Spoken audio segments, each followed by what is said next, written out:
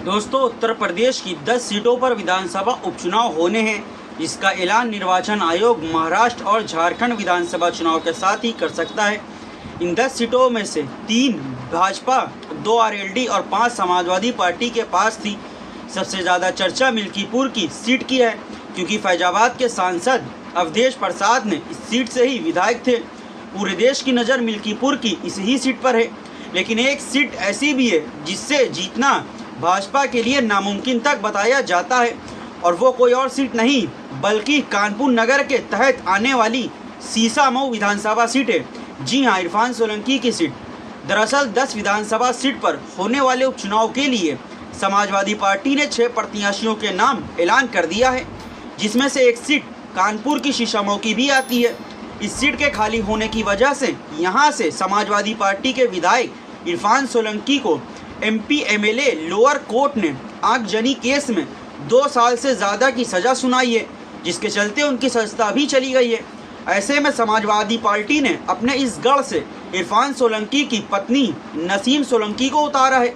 Samajwadi party का गढ़ मानी जाती है सीसामऊ की विधानसभा सीट। समाजवादी पार्टी इस सीट से पिछले 3 बार से चुनाव जीतती आ रही है, यानी हैट्रिक मार चुकी है। पूर्व विधायक इरफान सोलंकी ने इस सीट का समाजवादी पार्टी का गढ़ बना दिया है।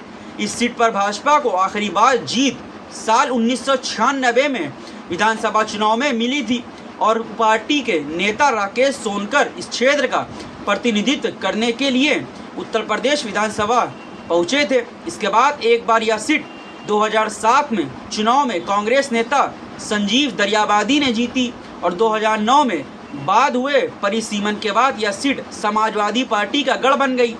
वर्ष 2012, 2017 और 2022 तीनों ही विधानसभा चुनाव में यहाँ समाजवादी पार्टी का झंडा बुलंद रहा, यानी ये कहे इरफान सोलंकी जीतते रहे। सीसामऊ सीट का क्या है इतिहास, चलिए इसको भी बताते हैं।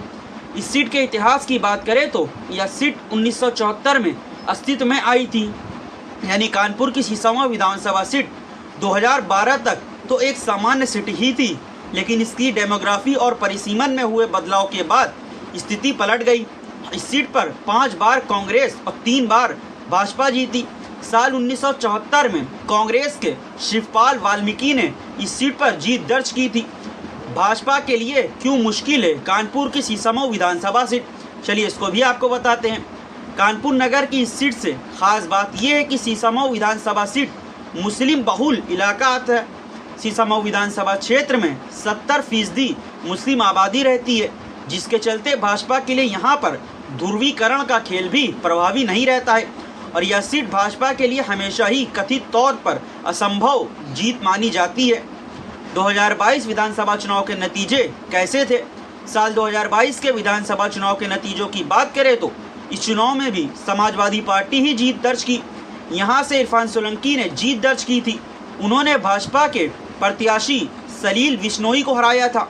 समाजवादी पार्टी को 89,163 वोट मिले थे। वहीं भाजपा के प्रत्याशी की बात करें तो सलील बिश्नोई को 66,897 वोट मिले थे। इसके अलावा कांग्रेस के प्रत्याशी को महज 5,616 ही वोट मिले थे।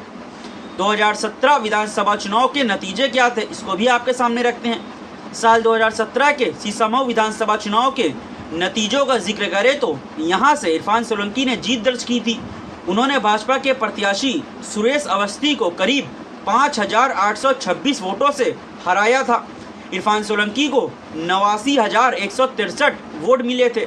सुरेश अवस्थी को 67,204 वोट मिले थे।